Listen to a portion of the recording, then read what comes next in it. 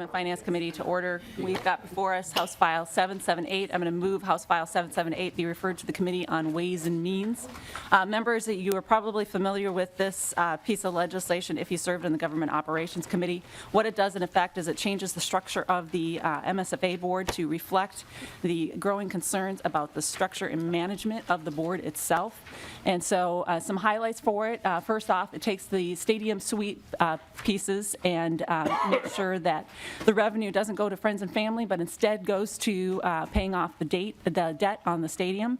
And then also another major highlight of the piece of legislation is it also changes the structure by giving the governor one appointment, the city of Minneapolis one appointment, and then the legislature from all four legislative leaders get an appointment apiece, and then we have the legislative auditors providing oversight for that as well. So those are the highlights of the bill, and with that, I stand for questions.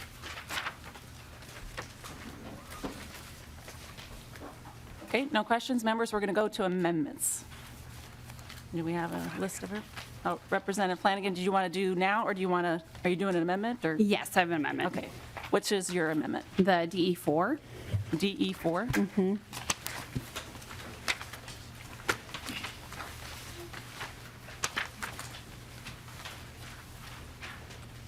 Representative Flanagan has the DE4 amendment, moves the DE4 amendment to your amendment. Thank you, Madam Chair. So the DE4 amendment is a response to all the recommendations made by the legislative auditor regarding the Minnesota Sports Facilities Authority. Section 1 expands the purpose for the MSFA to oversee the authority's use of suites, cabin suites, parking, food service, and other public amenities. Section 2 requires the authority to review the reports required in this bill during a public meeting of the authority. Section 3 prohibits preferential access by the authority board members and staff and other public officials to amenities at U.S. Bank Stadium, Target Field, Target Center, TCF Bank Stadium, XL Center, River Center, and CHS Field, and applies the Code of Ethics in MS 43A.38 to the governing bodies and staff of these facilities.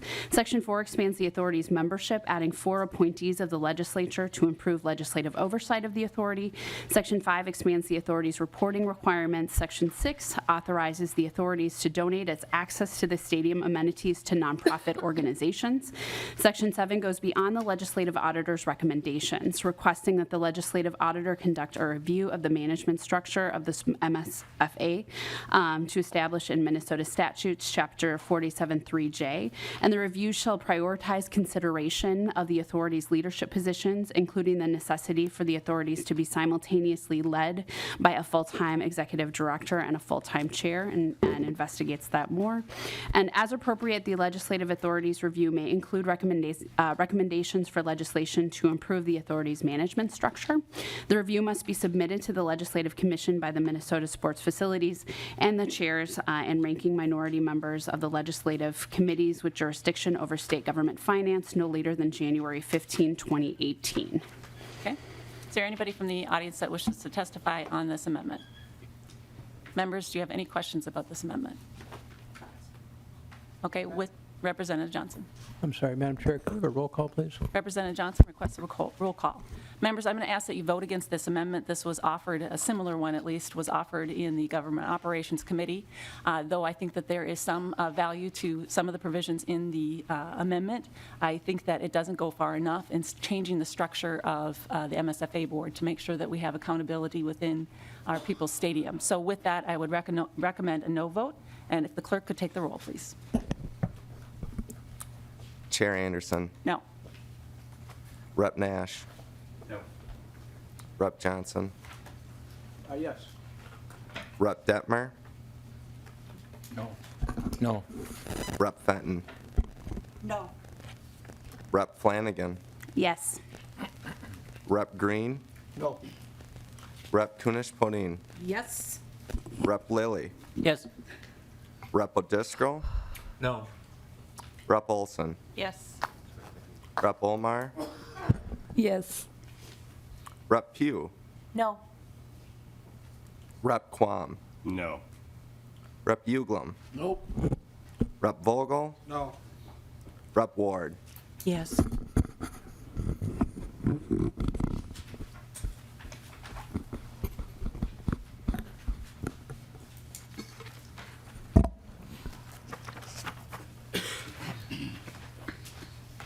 The amendment does not pass, 7 to 10. Members, we have in your packet any other amendments? Representative Johnson? Thank you, Madam Chair. I'd like to move the A7 amendment. Representative Johnson moves the A7 amendment to your amendment. Representative Johnson. I thank Madam Chair. What this amendment does, members, is specifies that an individual or private association may not give a public official, such as ourselves, preferential admission in a publicly owned event or entertainment facility like the U.S. Bank facility, for example, if the gift is due to the recipient's status as a public official, such as we are. And it makes clear that a public official may not accept such a gift. So it essentially strengthens the current gift ban, clarifies it, and adds a little bit more teeth to it. Okay. Is there And I need a roll call, please. Representative Johnson requests a roll call. Is there anyone from the audience that wishes to testify to the A7 amendment? Seeing none, members, I'm going to comment on the A7 amendment. In looking at this, this actually does not cover local officials. So example, the mayor of the city of Minneapolis or any of their city council members or county commissioners would not be banned from receiving preferential treatment. And for that reason, I would encourage a no vote. And with that, the clerk will take a roll. Chair Anderson. No. Rep. Nash. No. Rep. Johnson. Yes. Rep. Detmer. No. Rep. Fenton. No. Rep. Flanagan. Yes. Rep. Green. No. Rep. Kunesh-Podein. Yes. Rep. Lilly. Yes. Rep. O'Driscoll. No. Rep. Olson. Yes. Rep. Omar. No. Rep. Pugh. No. Rep. Quam. No. Rep. Uglum. No. Rep. Vogel. No. Rep. Ward. Yes.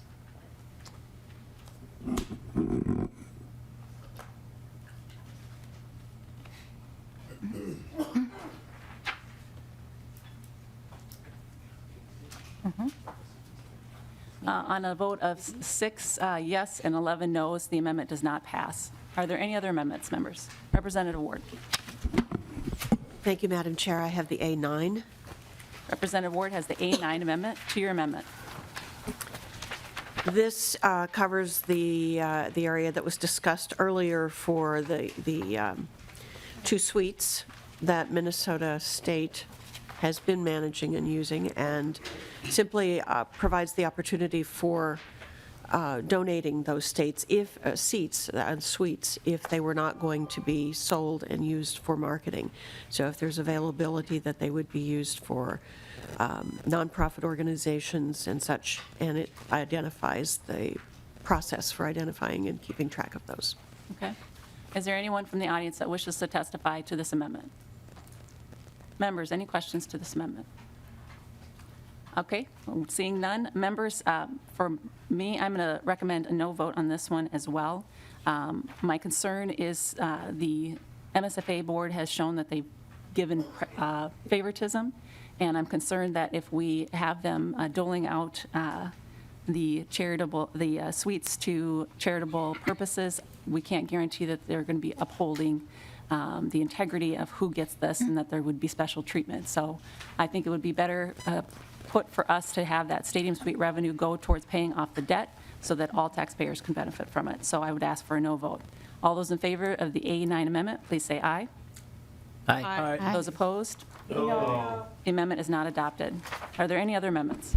Madam Chair, Representative Omar. I move A8. Representative Omar moves the A8 amendment to your amendment. Madam Chair, this amendment sort of allows us to remember the contract that when both of the chambers were Republican-controlled and the stadium bill passed, there were certain representations that were agreed to in regards to Minneapolis having representation at the on this particular board. We know that Minneapolis has made significant investment in this particular deal. $150 million was invested upfront by Minneapolis for debt services, $6 million in operation and maintenance costs. And we are paying $101.5 million per year for capital improvement. Minneapolis has invested almost 1/3 of the public investment portion that it took to build the stadium was invested by Minneapolis. And so I am asking for us to make sure that Minneapolis is not being taxed without representation, and that we have a voice on the board. And this amendment would allow for Minneapolis's voice to be represented. And so I ask all of you to take that into consideration and make sure that those of us who are investing the bigger portion of this have our voices at the table. Okay. Is there anyone from the audience that wishes to speak to this amendment? Okay, seeing none. Members, are there any questions or comments to this amendment? Seeing none. Members, just my comment on this, I appreciate you bringing this forward. I do want you to know that in the bill, that Minneapolis still retains one member that is serving as part of the new board if passed into law.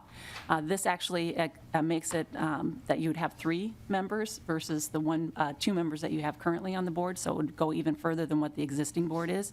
And for that reason, I would encourage a no vote. So members, with that, all those in favor of the A8 amendment, please say aye. Aye. Those opposed? No. The amendment is not adopted. Are there any other amendments? See, members, I've got a couple amendments. I'm going to start with the A3 amendment.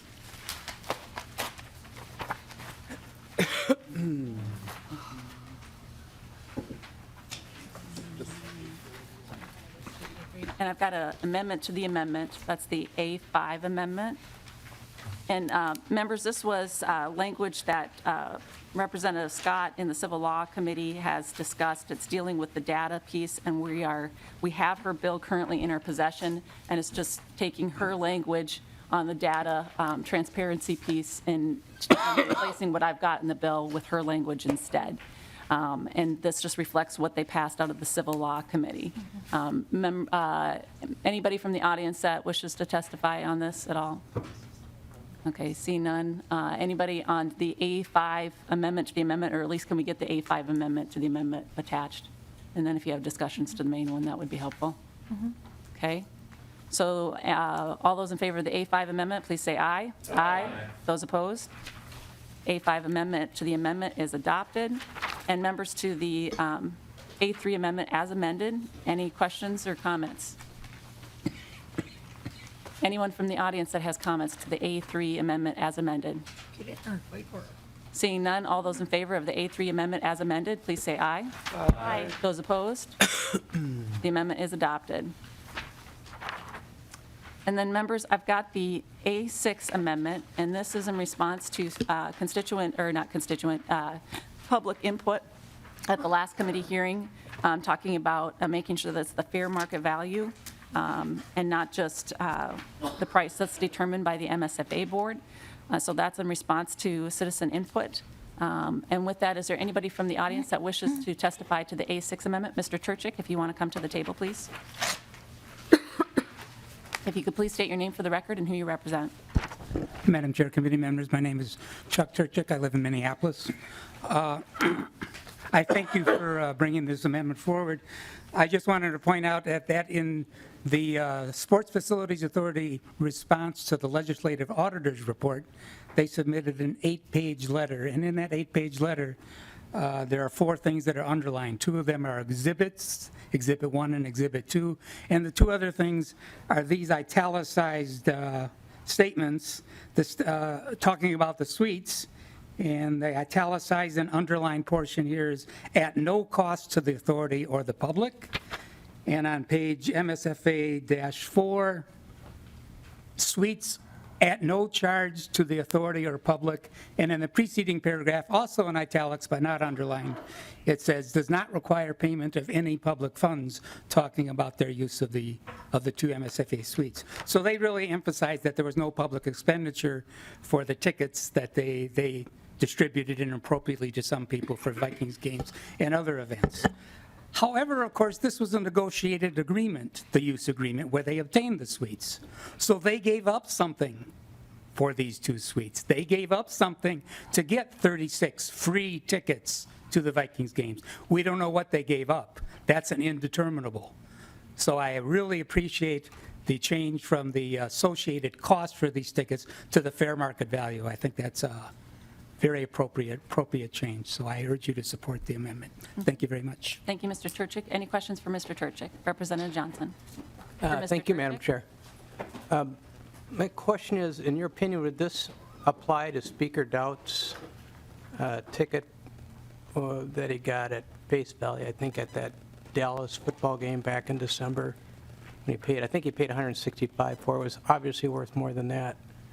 Thank you. Would that, in your opinion, is that what you're thinking about on this amendment? This is limited to the piece of legislation that we have before us, which is dealing with the MSFA and the 3 suites that they have available to them. So it's everything that's under their control. So if they're providing a ticket to an entity, they would need to reimburse that entity that had received that from them. If you're talking about the Representative Lesh bill, that's a separate piece of legislation. So Speaker Doubt's preferential treatment, we'll let that go. That won't be in this amendment. Representative Johnson, that will be part of Representative Lesh's bill. So. Okay, thank you. And Representative Johnson, we are beyond time. I just want to make sure that you're okay with that if we can finish this up before 3. Okay, you're good.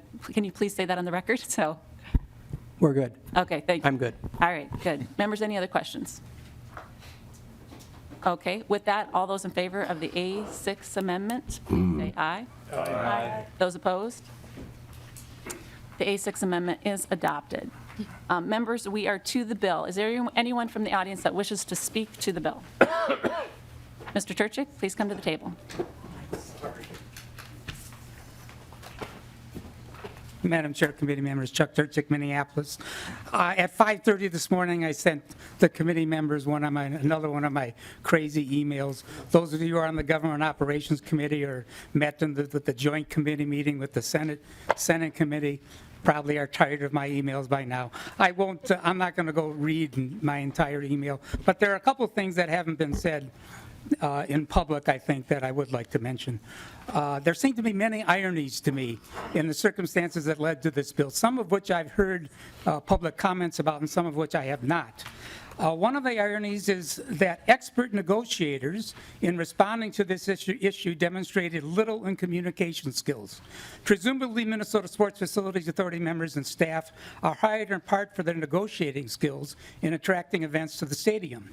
Yet the authority's response in this situation shows a complete lack of such negotiating skills. Their written statements in response to the public outcry and to the legislative auditor's report have reeked of lawyerly language.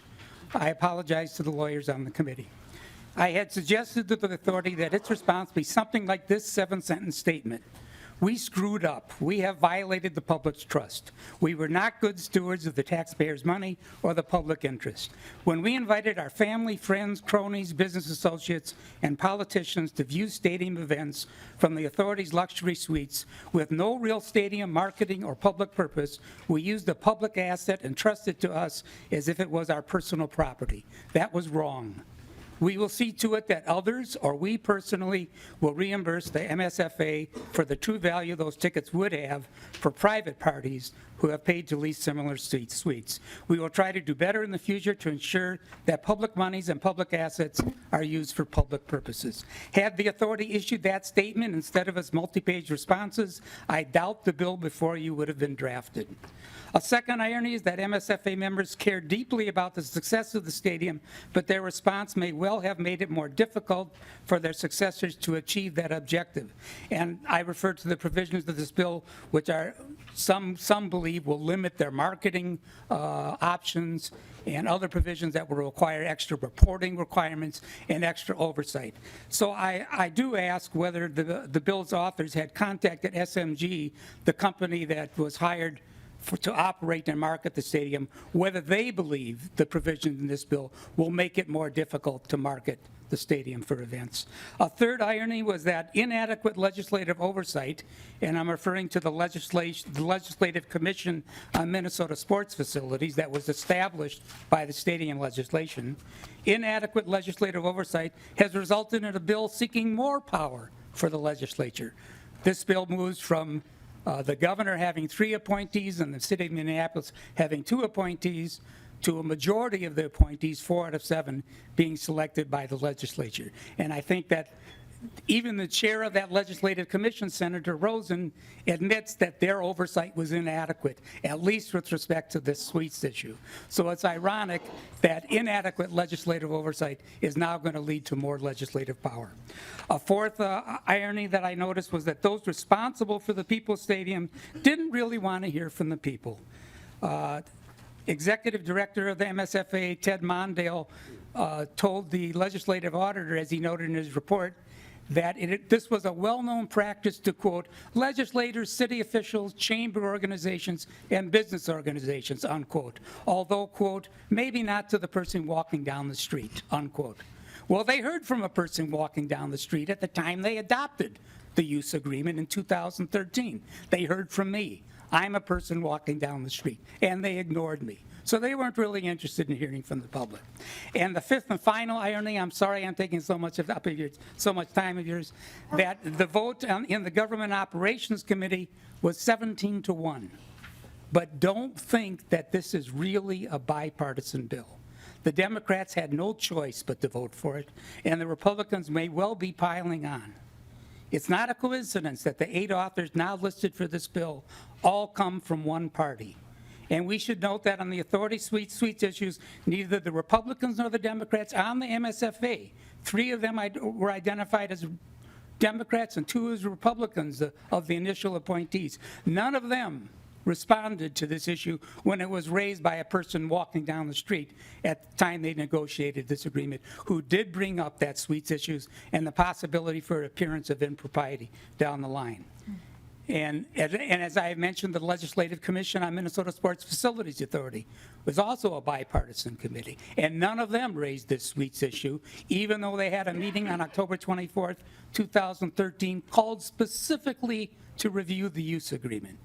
The MSFA Chair, Michelle Kelm-Helgen, did not talk about the MSFA suites in that meeting, and no one raised it in a question. My apologies to you on this committee, who may be either a Democrat or a Republican. Thank you very much. Thank you, Mr. Turchik. Any questions for Mr. Turchik? Be careful. Is there anyone else that wishes to speak? If you could come down, please. And welcome to the committee.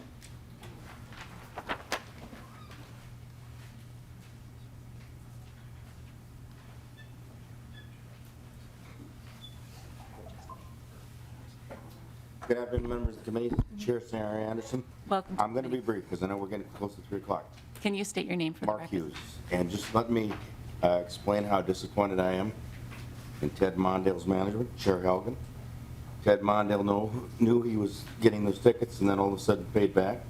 He went to work with his dad on Saturday mornings and knew politics when Fritz Mondale was in office. There's no excuse. Absolutely no excuse. As a Minnesotan, I'm disappointed in what happened. If this issue wouldn't happen, we probably wouldn't be here discussing too much of this today. Thank you. Thank you, Mr. Hughes. Members, any questions for Mr. Hughes? Thank you, Mr. Hughes. Is there anyone else that wishes to speak to this bill? All right, seeing that, members, questions? Representative Lilly. Thank you, Madam Chair. Sometime in your career, you're going to do a piece of legislation that you're involved with, and then hopefully you don't watch something on the news and find out that you're saddened and surprised and alarmed of how things came to pass.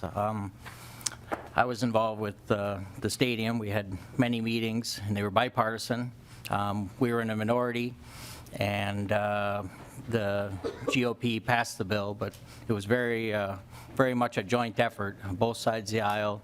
Maury Lanning and this body carried a lot of water, and it was a tough thing to carry on your side, and it was a tough thing to carry on our side, and we put it over the top.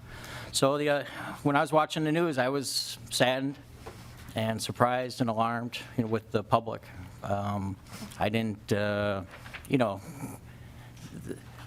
I was pretty glad that the auditor took a look. I didn't even know he had like special authority to do those sort of things, and I thought, oh, that's pretty cool.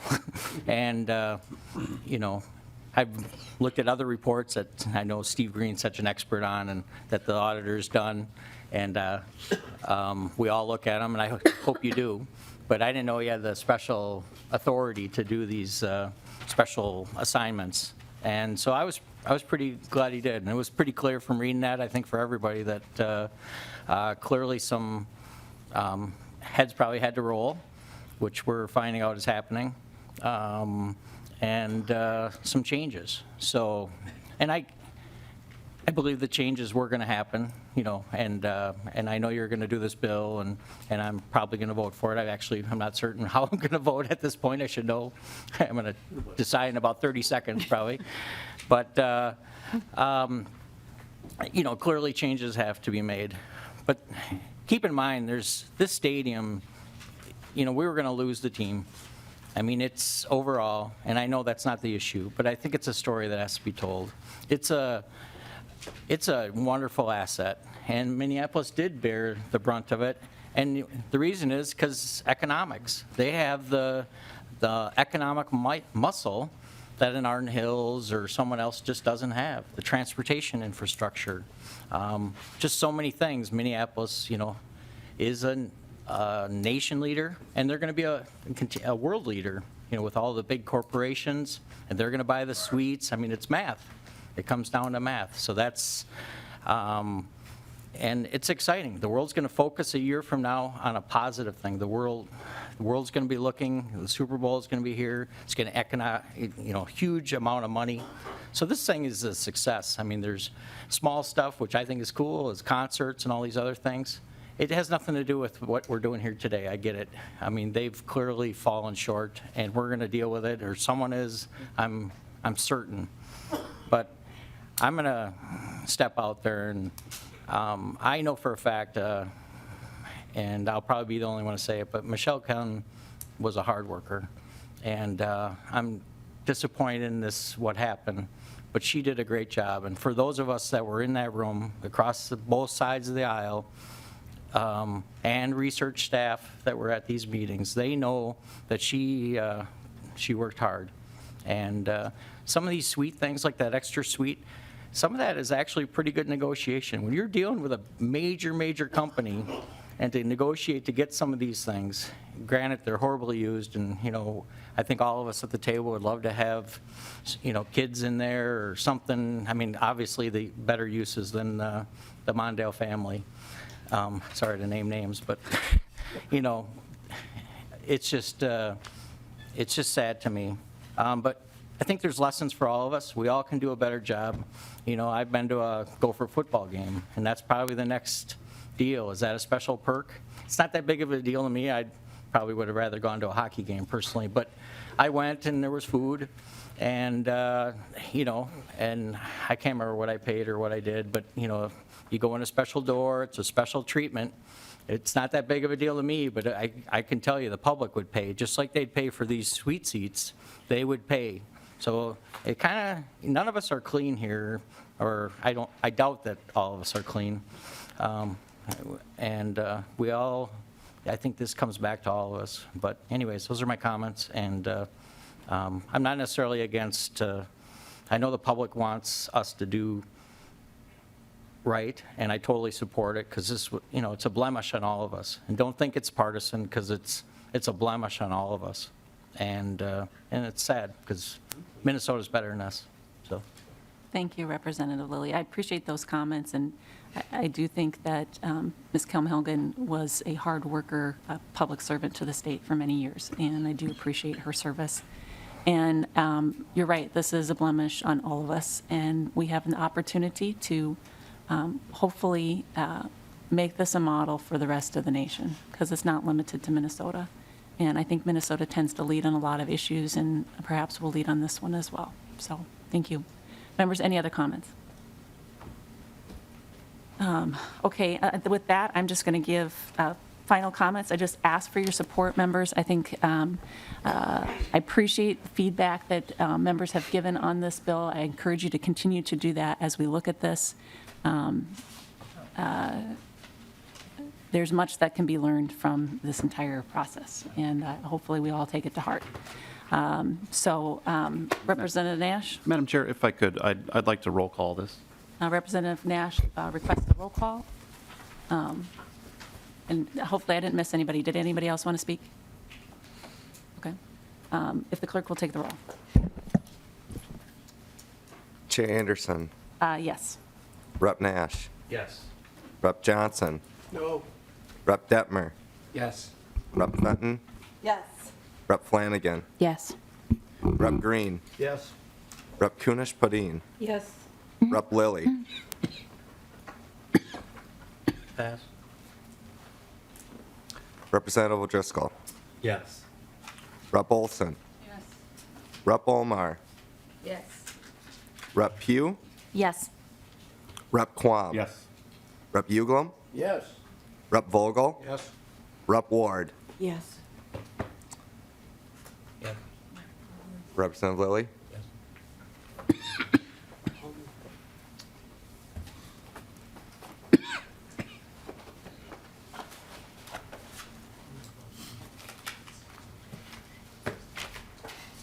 On a vote of 16-1, House File 778 is passed and referred to the Committee on Ways and Means.